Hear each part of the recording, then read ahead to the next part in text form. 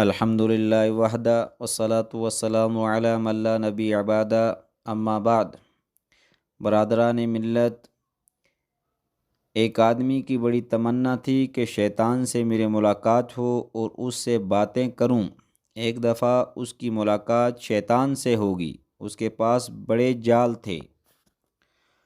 اس آدمی نے پوچھا تم کون ہو؟ کہنے لگا میں شیطان ہوں۔ اس نے جال کی طرف اشارہ کرتے ہوئے پوچھا یہ سارا کچھ کیا ہے؟ کیوں لیے پھرتے ہو؟ کہنے لگا کہ یہ پھندے اور جال ہیں جن سے میں لوگوں کو پکڑتا ہوں۔ اس نے پوچھا میرے لیے کون سا جال ہے؟ شیطان کہنے لگا تیرے لیے کسی جال کی ضرورت ہی نہیں ہے۔ اس نے کہا واہ، میں ایسا بھی نہیں ہوں کہ جال کے بغیر تیرے ہاتھ آ جاؤں۔ شیطان نے کہا اچھا دیکھ لینا، بات آئی گئی ہوگی۔ اس کے بعد وہ آدمی اپنے گھر کی طرف روانہ ہوا۔ راستے میں ایک دریا تھا۔ جب وہ دریا کے کنارے پہنچا تو کشتی جا چکی تھی، لہٰذا اس نے فیصلہ کر لیا کہ دریا عبور کر کے جاتا ہوں۔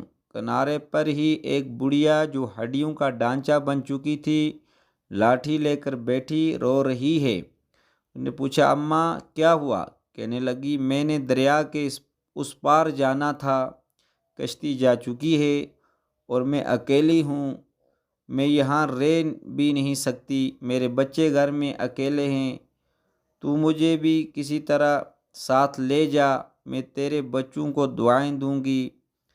اس نے کہا میں تجھے کیسے لے کر جاؤں؟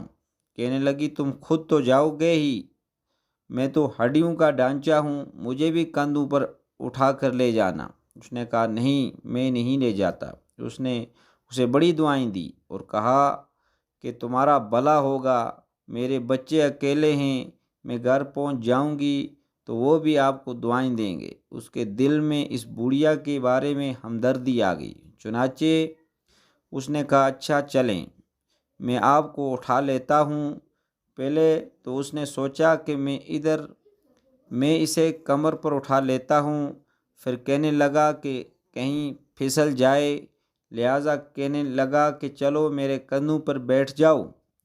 وہ بڑھیا تو کندھوں پر بیٹھ کر دریا کے اندر داخل ہو گیا۔ چلتے چلتے جب وہ دریا کے بالکل درمیان میں پہنچا تو بڑھیا نے اس کے بال پکڑ کر کھینچے اور کہنے لگی اے میرے گدھے، تیری تیزی سے چل۔ وہ آدمی حیران ہو کر پوچھنے لگا تو کون ہے؟ اس نے کہا میں وہی ہوں جس نے تجھے کہا تھا کہ تجھے قابو کرنے کے لیے کسی بھی جال کی ضرورت نہیں ہے۔ اب دیکھ کہ تجھے میں نے بغیر جال کے کیسے پھنسا لیا۔ تجھے نظر نہیں آ رہا تھا کہ میں غیر محرم ہوں؟ تو نے مجھے کندھوں پر کیسے اٹھا لیا؟ اللہ پاک عمل کی توفیق۔